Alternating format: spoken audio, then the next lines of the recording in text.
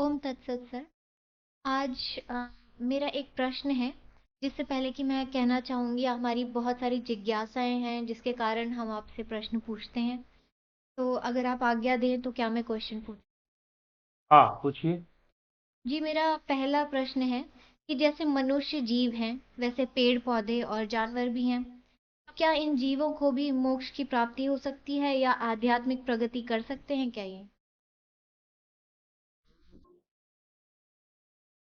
जानवर जैसे कि पशु हैं, वो भी मनुष्य के समान ही जीव हैं, इसमें कोई संशय नहीं है। और मनुष्य भी जीव जगत के अंतर्गत ही आता है। अगर हम बायोलॉजी की बुक्स पढ़ें तो ह्यूमन बींग्स को एनिमल किंगडम के अंदर ही रखा जाता है। ठीक है, क्योंकि जो हमारी शारीरिक संरचना है वो पशुओं की भांति, अगर हम पशुओं का एक मेंढक का भी हम अगर देखें, जबकि मेंढक जो है, एक फ्रॉग जो है वो नॉर्मल नहीं है। वो पानी में भी रहता है, बाहर भी रहता है। तो थलचर भी है, जलचर भी है, दोनों है। और दूसरी मछलियां भी हैं। और भी हम सूक्ष्मता में जाएं तो आप जो शारीरिक संरचना देखेंगे पशुओं की और मनुष्य की तो एक जैसी मिलेगी।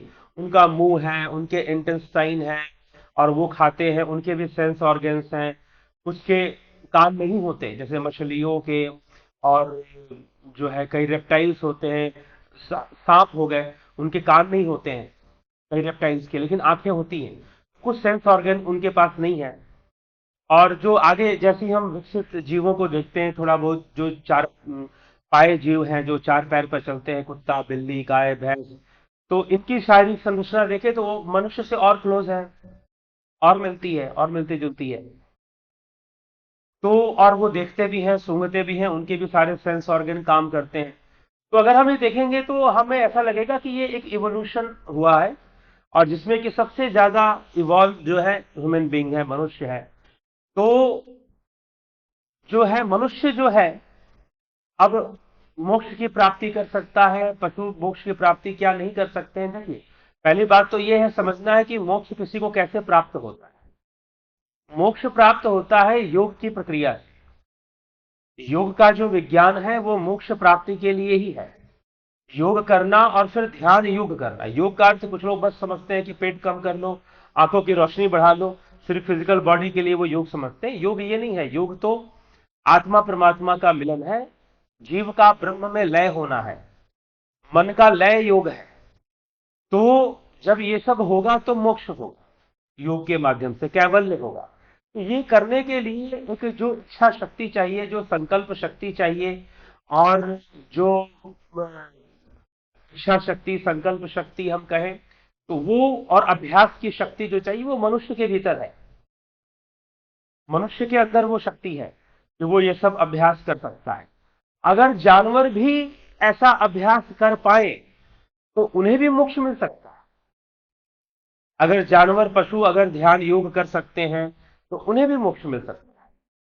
लेकिन ऐसा पाया गया है कि पशुओं के अंदर वो संकल्प शक्ति नहीं होती जो मनुष्य के अंदर होती। पशुओं के अंदर वो इच्छा शक्ति नहीं होती जो मनुष्य के अंदर है। हाँ, पशुओं के अंदर भावनाएं हैं, इमोशंस है। आप एक कुत्ता पाल लो घर के भीतर, उससे इमोशंस हो जाती हैं आपके। आप घर में पेड़ पौधे लगाते हो, उसके साथ आपके इमोशंस जुड़ जाते हैं, कनेक्ट हो जाते हैं। लोग फिश टैंक रखते हैं घर के अंदर, एक्वेरियम, होम एक्वेरियम, मछलियां पालते हैं। जो मछलियां पालते हैं आप, वो बहुत अच्छे से मछलियों के व्यवहार को समझने लग जाते हैं कि मछली कैसा बिहेव कर रही है, किस तरह से वो एक्ट कर रही है। तो पता चलता है कि भूखी है या फिर जो है मरने वाली है। इस तरह का वो जो है सिग्नल देती है मछलियां जो एक्वेरियम टैंक में होती है। तो इमोशनल एक्सप्रेशन तो बहुत अच्छा होता है कई जानवरों के अंदर। खासकर जो मनुष्य के साथ, आदमी के साथ जो सोशल हो जाते हैं, जैसे कुत्ते हैं, बिल्ली हैं, और दूसरे और कई जीव है, खरगोश को ले लो, गाय भैंस को ले लो। ये इनका जो हैबिटेट है वो ह्यूमन बीइंग के साथ, ठीक है, वो ह्यूमन बीइंग के साथ ही रहने वाले ये जानवर है। कुत्ते कभी भी आदमी के बिना नहीं रह सकते हैं, ठीक है। तो वो जो स्ट्रीट डॉग्स हैं वो बने ही उसी ढंग से रहने के लिए, तो वैसे ही उनका जीवन यापन चलता है। लेकिन जहां तक इमोशनल की जितने भी मनुष्य काम करता है जानवर सब करते हैं। खाना पीना सोना, बच्चे पैदा करना, तो ये सारे रिप्रोडक्शन आदि सब कुछ सेम है, जो जानवरों में भी है और आदमी में भी है। लेकिन कुछ ऐसी चीजें हैं मनुष्य के अंदर, हम कहें बौद्धिक क्षमता, तो बौद्धिक क्षमता भी कोई बहुत बड़ी बात नहीं है। बहुत सारे जानवरों को देखो कि बहुत इंटेलेक्चुअली बिहेव करते हैं, वो भी अपना दिमाग लगाते हैं, ब्रेन लगाते हैं कि क्या खाना है। कुत्ते को रोटी डाल दो, अगर उसको, कुत्ते को आप देखना, कुत्ते को, मैं, आप खुद भी अपने गलियों में स्ट्रीट डॉग्स को आप देख सकते हो, कुत्ते को अगर रोटी डालो, तो अगर नया आदमी रोटी डालेगा जिसको वो जानता नहीं है, जिसको कुत्ते ने कभी देखा नहीं है, लगभग कुत्ते अपने, उसकी गली में कौन कौन से लोग रहते हैं सबको पहचानता है ऑलमोस्ट। अगर कोई नया आदमी घुस जाए तो भूखता है वो फिर। तो कुत्ता जो है भली भांति पहचानता है अपने गली के लोगों को, जितने भी घर में लोग रहते हैं सबको जान रहा होता है वो, और वो सूंघ के पहचानता है, आंखों से देख कर नहीं, सूंघ के पहचान लेता है। और दूर से ही, वो नहीं भी देख रहा होगा ना, और कोई अनजान आदमी घुस गया गली में, कुत्ता नहीं, आप उस तरफ देख भी नहीं रहा, लेकिन उसको महक आ जाएगी और भौंकना शुरू कर देगा। इतने सेंसिटिव होते हैं डॉग। तो डॉग्स के अंदर इमोशंस होती हैं, और वो अगर कोई अनजान आदमी उनको रोटी डाल दे तो वो जल्दी खाते नहीं है, सूंघेंगे, देखेंगे, लेकिन खाएंगे नहीं जल्दी। जब बिल्कुल कंफर्म हो जाएंगे कि हाँ भाई हमको सही चीज मिला है तभी खाएंगे। लेकिन वही जान पहचान वाला कोई होगा और रोटी डाल दी तुरंत खा ले, ये मैंने खुद देखा है। उसी गली का कोई आदमी हो जिस गली का वो कुत्ता है और जान पहचान का, अगर वो खाना डाल दे तुरंत खा ले, ठीक है। पेट, अगर उसे भूख है और पेट खाली खाने के लिए है तो वो खा ही लेगा। तो ये चीजें होती है, क्यों होती है? तो कुत्ते, ऐसा नहीं कि उनके पास बुद्धि नहीं है, हाँ, एक बुद्धि को लगाने की जो एक क्षमता मनुष्य के अंदर है, वो हम कह सकते हैं कि उनके अंदर नहीं है। बाकी जानवरों को देखोगे तो कुछ कैपेबिलिटीज ऐसी होती हैं जानवरों के अंदर कि मनुष्य के अंदर नहीं है।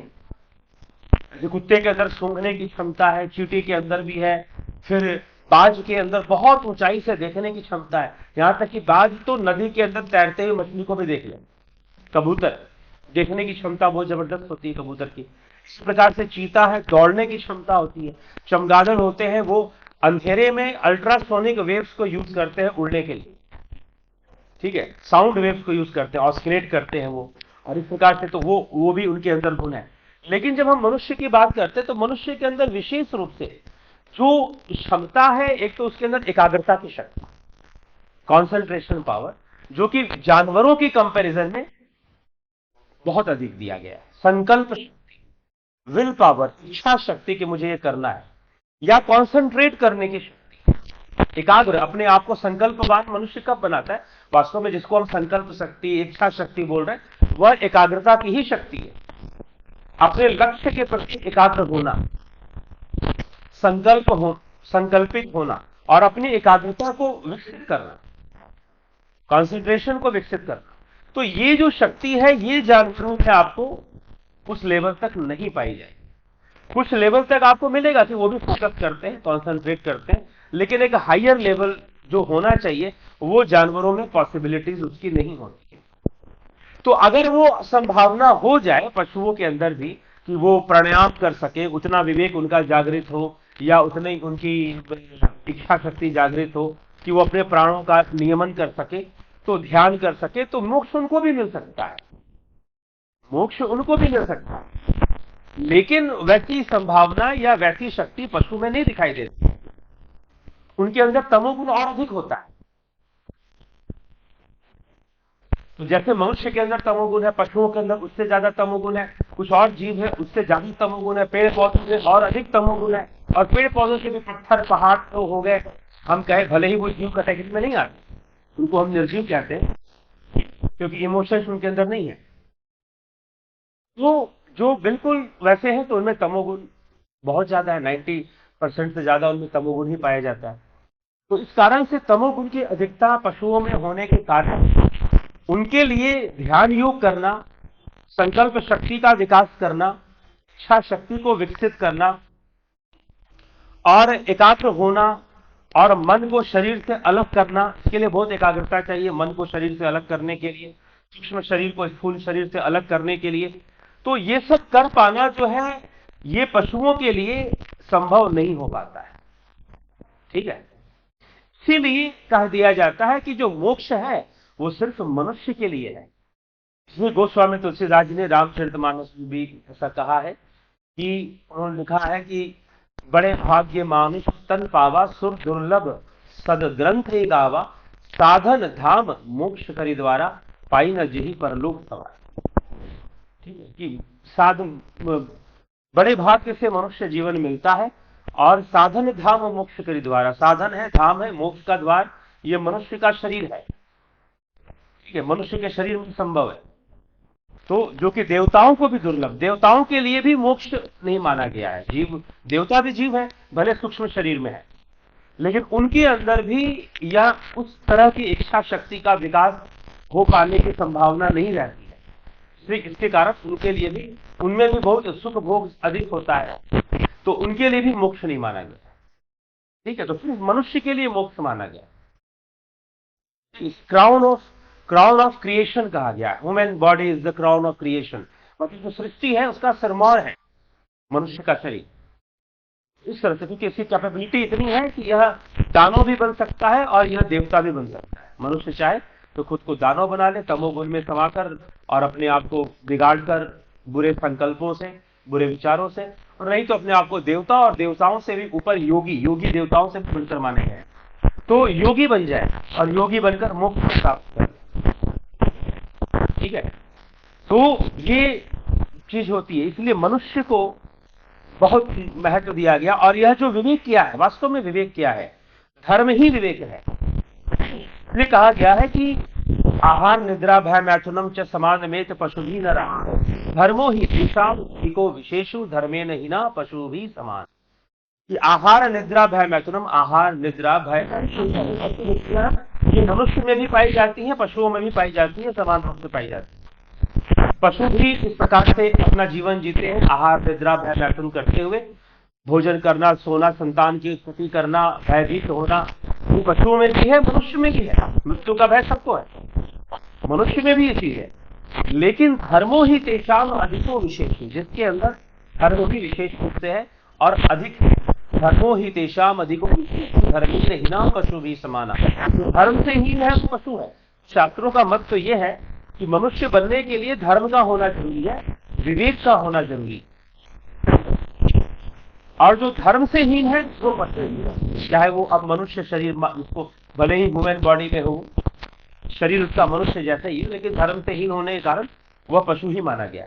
तो धर्म विवेक देता है हमें, तो विवेक से हम कर्म करते हैं, विवेक से फिर विवेकी व्यक्ति जो है वह भोगों को भोगता है, तो विवेक से भोगता है और फिर अपने मोक्ष के मार्ग पर आगे बढ़ जाता है।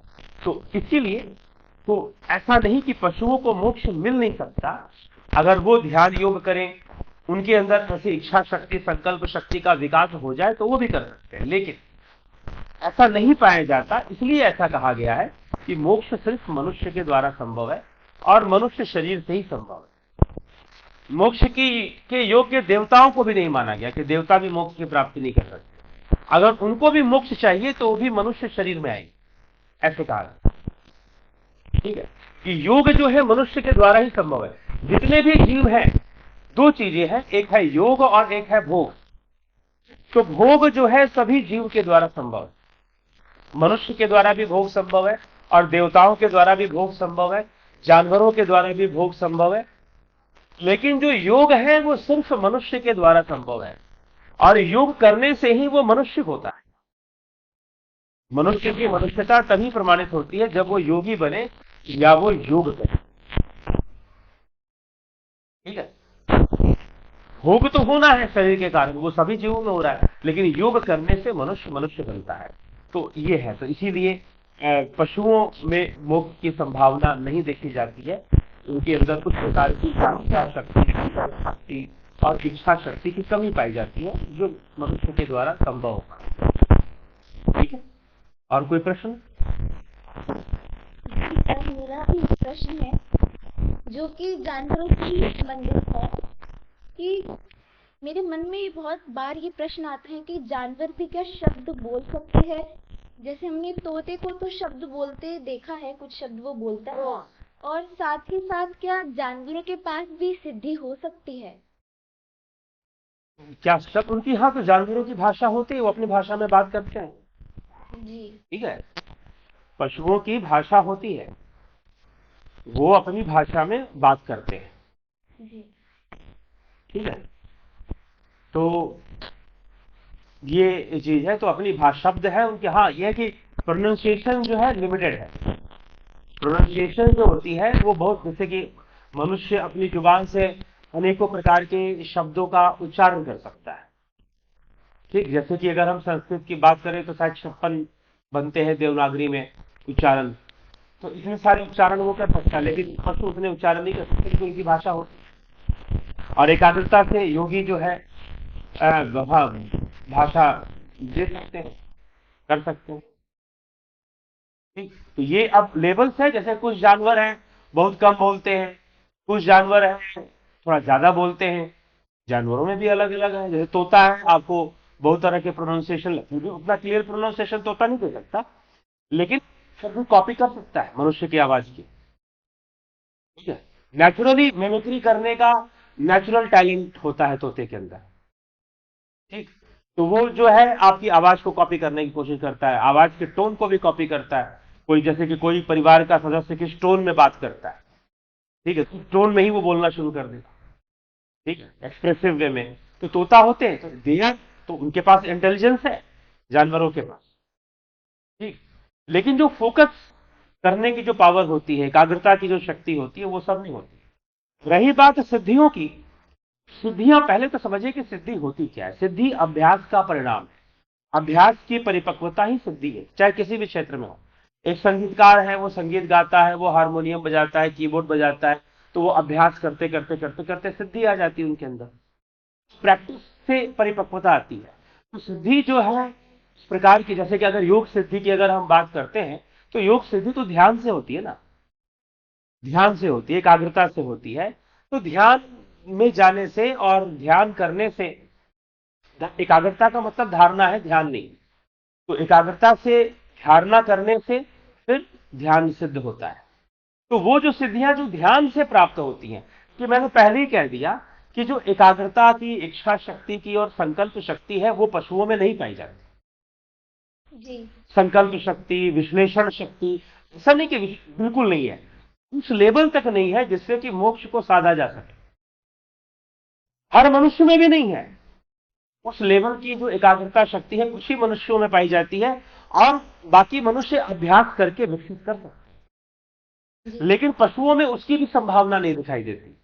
तो जो एकाग्रता से या योग के माध्यम से जो शक्तियां प्राप्त की जाती हैं, वो जो शक्तियां, उन शक्तियों की संभावना फिर पशुओं में नहीं है, सिद्धियों की। लेकिन दूसरी सिद्धियां जो उनके द्वारा संभव है, जैसे कि आपने अगर डॉग ट्रेनर्स को देखा होगा, अगर आर्मी के जो डॉग ट्रेनर्स होते हैं, ठीक है, वो डॉग की साइकोलॉजी को बहुत अच्छे से समझ रहे होते हैं। तो मैं एक डॉग ट्रेनर से मिला हूं, कम से कम उनके घर में 12 कुत्ते थे, और वो सारे जो फाइटर डॉग्स थे उसमें आपको अच्छे अच्छे विदेशी डॉग्स भी थे, और दूसरे दूसरे अलग अलग ब्रीड के थे। लेकिन सारे के सारे ट्रेनर वाले डॉग थे, जो कि आर्मी यूज करती है जिनको, या पुलिस जिनको यूज करती है। ठीक है। तो वो डॉग जो थे रिएक्ट करते थे वॉइस पर भी, कमांड पर भी, और उनको कोई भी कमांड नहीं दे सकता। ठीक? उनका जो कमांडर है, उनका जो ट्रेनर है, उसकी आवाज वो सुनेंगे तभी एक्ट करते थे, लेकिन दूसरे के कहने से वो एक्ट नहीं करते। और वो इतना कंट्रोल था अपनी आवाज से कि वो जो बोलेंगे, जिधर डायरेक्शन देने के लिए कहेंगे, डॉग वैसा करेगा। और वो चाहे जंप करना हो, यहां तक कि 10 फीट वॉल हो, उसको भी एक बार दीवार का सहारा लेके वो जंप कर जाते थे।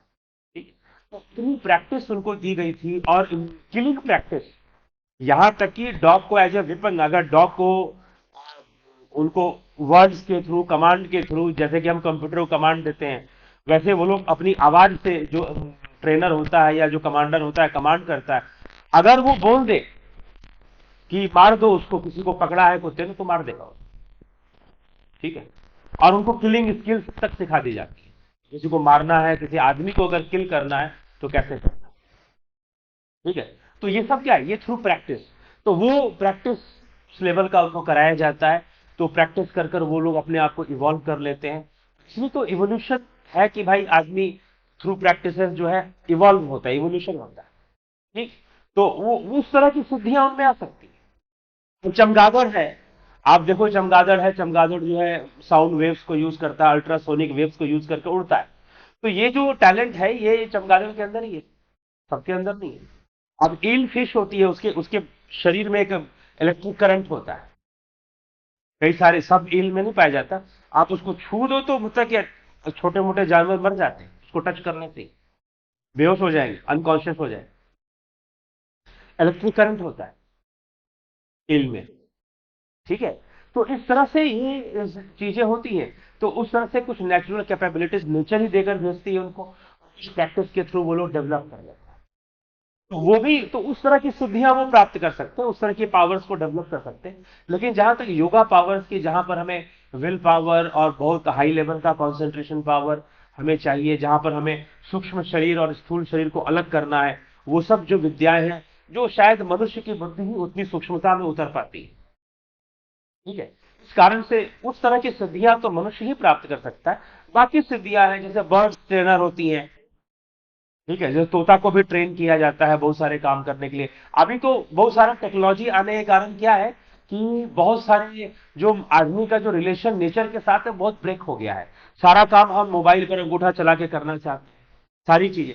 तो पहले क्या था, जो जो जो ट्विटर वर्ड आया है, आपने रॉयटर का नाम सुना होगा, वर्ल्ड की सबसे ओल्ड न्यूज एजेंसी कहते हैं उसको रॉयटर। हालांकि ऐसा नहीं कि ओल्ड थी, उससे भी पहले न्यूज एजेंसी काम करती थी, ठीक। तो राइटर्स जो है वो क्या, पहले राइटर जब स्टार्ट हुआ था तो कैसे स्टार्ट हुआ था, ये कौवे को यूज करते थे लोग मैसेज भेजने के लिए। उसके पैर में लेटर बांध देते थे और वो उड़ के जाता था, जहां कहां जाना है। वो पालतू कौवे होते थे, ट्रेंड होते थे, वो भी उनको बता दिया जाता था, बोल दिया जाता था कि यहां जाना है, उस डायरेक्शन में छोड़ दिया जाता था और वो वहीं जाता था और अपना लेटर देकर आता था। कबूतर को लोग यूज करते थे, ठीक है। एनिमल्स को लोग यूज करते थे पोस्टल सर्विस में, इसे पाया जाता है पहले के जमाने में। तो उनके अंदर वो टैलेंट था तभी तो। और वो जो थे सोशल थे आदमी के साथ, घोड़े हो गए, अब घोड़ों का बहुत ही कम यूज रह गया है। तो इस प्रकार से वो घोड़े जो थे अपनी मालिक की बात समझते थे। कभी हम झांसी की रानी और उनके घोड़े के बारे में सुने, महाराणा प्रताप के चेतक के बारे में सुना होगा, भगवान बुद्ध के घोड़ा कंटक के बारे में सुना होगा। जब वो जा रहे थे तो वो कितना रो रहा था, कंटक या चंद चंदन या चंडक, मुझे पूरा क्लियरली नाम ध्यान नहीं है घोड़े का बुद्ध के, लेकिन उसकी उसकी भी बहुत सुंदर कहानी है, ठीक है। इस प्रकार से चेतक की कहानी है और कई तो वो कितना सोशल थे आदमी के साथ। तो ये सब पशुओं के अंदर है, लेकिन उस लेवल की एकाग्रता और सिद्धियां भी होती है पशुओं के अंदर।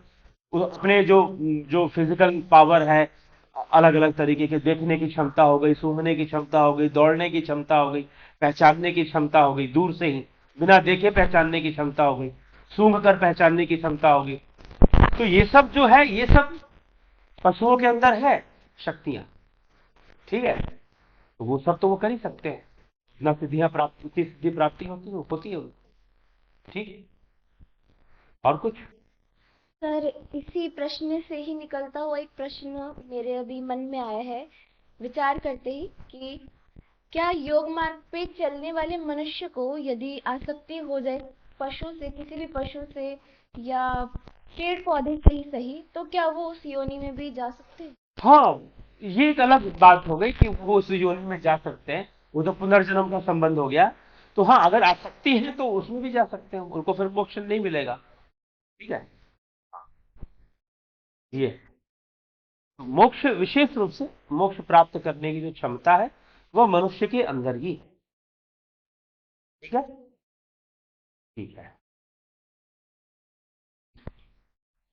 कि अब मेरा एक आखिरी प्रश्न है। जैसे कई बार मैंने भी सुना है और देखा गया है कि जैसे कोई सिद्ध पुरुष होते हैं, ध्यान में बैठे होते हैं, तो उनके आसपास काफी जीव जंतु एकत्रित हो जाते हैं, जानवर, खास करके सर्प। तो ऐसा क्यों होता है? सर्प, वो ये जो बात है ऐसा, वो चेतना का क्या प्रभाव है और किस तरह का वो और भावनात्मक रूप से हम किसी जीव के साथ कनेक्टेड है क्या, जरूरी नहीं कि सर्प ही आएगा। जो लोग कह रहे हैं कि सर्प ही आएगा वो गलत बता रहे हैं। चैतन्य महाप्रभु के आप जीवनी पढ़ेंगे तो जब वो ध्यान समाधि या भाव समाधि में जाते थे तो गायें बहुत सारी आती थी, उनके शरीर को चाटने लग जाती, बहुत सारी गायें उनको घेर के बैठ जाती थी। सर्प तो वहां नहीं आते थे, ठीक है। और ये कोई जरूरी नहीं है कि आए, वो तभी संभव है जब योगी अपने अंतर मन से कुछ संबंध स्थापित करेगा उन जीवों से, तभी संभव, नहीं तो संभव नहीं, ठीक है। हाँ, जैसे ही कुछ के बारे में बताया जाता है, पक्षी आ जाते थे उड़ते हुए, ठीक। तो यह कोई जरूरी नहीं, मतलब यह कोई फिक्स नहीं है। अगर कोई कहता है कि यह फिक्स है कि जो है कोई जानवर, सर्प ही आएगा जब हम ध्यान करेंगे, सांप हमारे चारों तरफ आ जाएंगे, अट्रैक्ट हो जाएंगे, या फिर जो है कुछ दूसरा कोई जीव आ जाएगा, ये कोई फिक्स नहीं है, ठीक। तो ये हमें समझना चाहिए। हाँ, अब जो, हाँ, ये है कि इंटेलिजेंट एनिमल्स होते हैं, जैसे कोबरा को, जो नाग सांप होता है, वो सबसे इंटेलिजेंट स्नेक बोला गया, ठीक ना, सबसे इंटेलिजेंट स्नेक होता है, वो पहचानता है, यहाँ तक कि लोगों को पहचान लेता है वो, कि ये व्यक्ति है या वो व्यक्ति, इसने मुझे मारा था। इसलिए उनकी स्टोरीज भी आती है कि अगर नाग नागिन हो और एक को किसको मार दे और एक बच के निकल जाए, तो वो फिर पीछा करते कि भाई मेरे नाग को किसने मारा या मेरे साथी को किसने मारा, ऐसा सुनने में आता है। तो ऐसी चीजें देखने में आती हैं, तो इसलिए यह है, इसलिए इंटेलिजेंट स्नेक बोला बोला जाता है कोबरा, ठीक। लेकिन ऐसा प्रचार करना कि साधना करेंगे तो सांप आएंगे, कि सांप बड़े अटैक होते हैं, तो ये गलत धारणा। फिर तो हर योगी के जीवन में, मतलब कि आज तक जितने योगी हुए जिनके पास सांप नहीं पहुंचे, तो क्या वो योगी नहीं थे, ये हो जाएगा, ठीक। हाँ, तो ऐसी कोई प्रमाणिकता नहीं है इस बात। जी सर, धन्यवाद, आपने हमें हमारे विशेष और ज्यादातर हमारे मन में उठने वाले प्रश्नों का उत्तर दिया। इसी के साथ हम आज की लाइव चर्चा को संपूर्ण करते हैं। ओम तत्सत। ओम तत्सत।